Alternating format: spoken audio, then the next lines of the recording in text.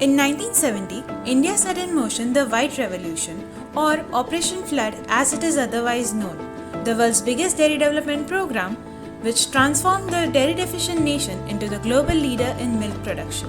For the millions living in rural India, milk farming became the largest source of employment and income, all thanks to Dr. Verghese Kurian.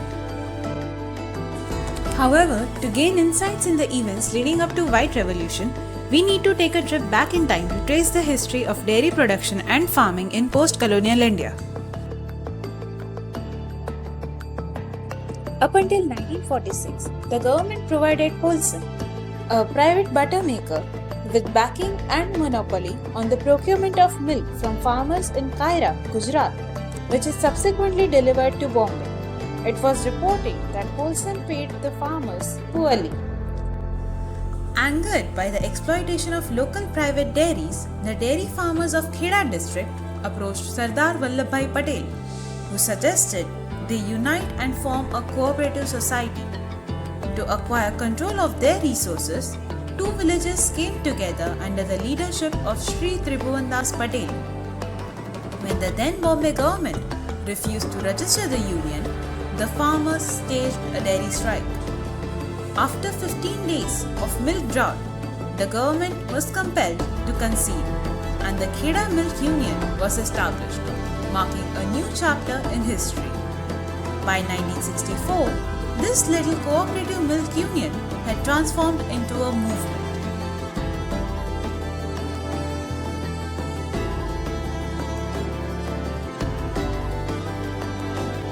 Kurian was employed by Amul's founding chairman, activist farmer Tribhuvandas Kishibhai Patel.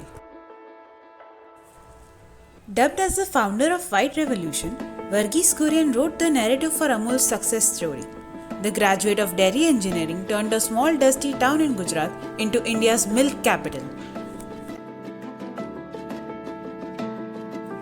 Kurian invented mechanisms that allowed manufacturers to take an active role in their own development and establish a direct line of communication with end users. He referred to his engagement in the district as a strange, pre-planned act of destiny. Engineer Harichand Meghdalaya collaborated with Kurian to develop a method for using extra buffalo milk to make dry milk and infant food. Due to its higher lactose and solids content, buffalo milk had previously been rejected as a source for skim milk powder in other parts of the world. Dalaya's ingenuity expanded the dairy manufacturing industry in India. However, the situation across the rest of the country remained dire. In the 1960s, India had the largest population of cattle worldwide, but it also produced some of the least amount of milk. Between 1961 and 1970, total milk output barely increased from 20.4 million tons to 20.8 million tons. Rather, to meet its need, the nation depended on massive imports. When Prime Minister Lal Bahadur Shastri came to the district in 1964 to open a facility producing cow feed, he believed that the Anand model ought to be adopted throughout India.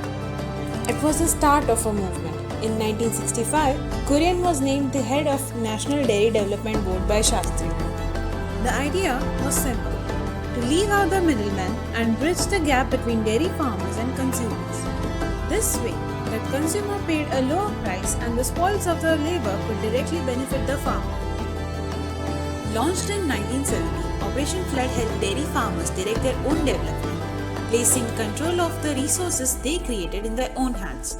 A national milk grid linked milk producers throughout India with consumers in over 700 towns and cities, reducing seasonal and regional price variations while ensuring that the producer got fair market prices in a transparent manner on a regular basis. Operation Flood was done in 3 phases. Phase 1 of Operation Flood was funded by selling skimmed milk powder and butter oil donated by the European Union, then known as the EEC, through the World Food Programme. The National Dairy Development Board designed the program and arranged the specifics of EEC support. In its initial stage, Operation Flood connected 18 of the India's primary milk producing regions with consumers in 4 major metropolitan cities: Delhi, Mumbai, Kolkata, and Chennai. In the following phase, which ran from 1981 to 1985, 43,000 villages and 4.25 million producers participated. At this point, there were about 136 milk sheds operating and selling to 290 metropolitan markets. Their access to revenues increased when more farmers' cooperatives started marketing milk directly to consumers. The movement's last phase, from 1985 to 1996, focused on expanding and strengthening the infrastructure of dairy cooperatives to handle increasing milk volumes. It also extended veterinary first aid, feed, artificial insemination services, and member education. This phase added 30,000 new dairy cooperatives to the existing 42,000, with milk sheds peaking at 173 in 1988-89. The emphasis on research and development led to innovations in animal health and nutrition, improving the productivity of milk animals. Operation Flood was more than just a dairy program. It was a development tool that created employment and income for rural people, especially women dairy farmers, since typically the responsibility of livestock management traditionally rests on Indian women. Around 1.7 million women were members of the operation, and a number of all-women cooperatives also emerged. Some estimates hold that 75 million Indian women are engaged in dairy work. In conclusion, the White Revolution in India stands as a transformative chapter in the nation's agricultural history. Through innovative policies and grassroots initiatives, it propelled India towards self-sufficiency in dairy production and uplifted millions of rural households.